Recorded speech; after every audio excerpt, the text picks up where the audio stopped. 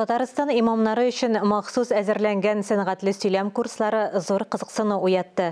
Не үшін икәніне жауапны Идел буе Бұлғар дәулетінде ислам дini қабыл итүнең 1100 еллыгына бағышланған сәхифә аша җиткерербез. Сөзне хезмәттәшем Мөршидә Җиһанга бирәм. Әссәламу алейкум вә рәхмәтуллахи вә бәрәкәтүху, хөрмәтле дин кардәшләр.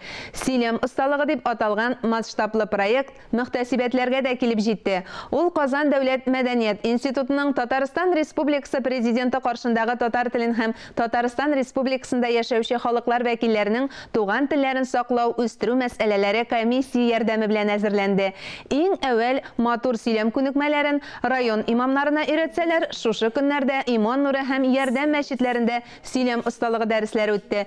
Шығыш ясау осталыгы киемгә дә игътибар бирә, киемне дә, төсен дә исәпкә ала.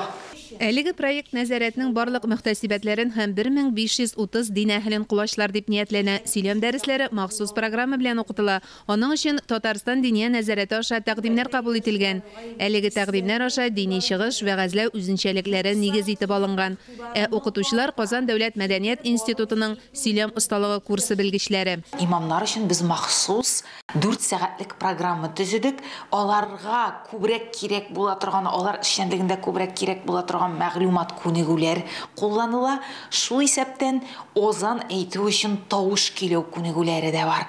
Аннан соң халык белән эшләү өчен, халык алдында үтемлерәк итеп сөйләү өчен, фикер барып җитсен өчен вагаз текстлары катлаулы була, катлаулы вагаз текстларында аңлап, яратып, рәхәтләнеп, ләззәтләнеп, кәефләнеп, ошатып карап утыру өчен игътибарын дәвамлы менә озак вагазлар булганда халыкның игътибарын җыйнап тоту серләрендә дәресләребез исәпкә ала.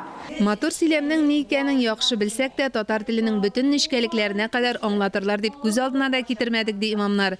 Тәҗрибәле Мансур хәзрәт Җәләлетдинов та югалып калуын уртаклашты. Менә бу курслар бик мөһим, бик кирәк дип мен саныйм. Әмма ләкин бу шигә белән түгел бит, аның бит аудиторияны тутырга тиеш.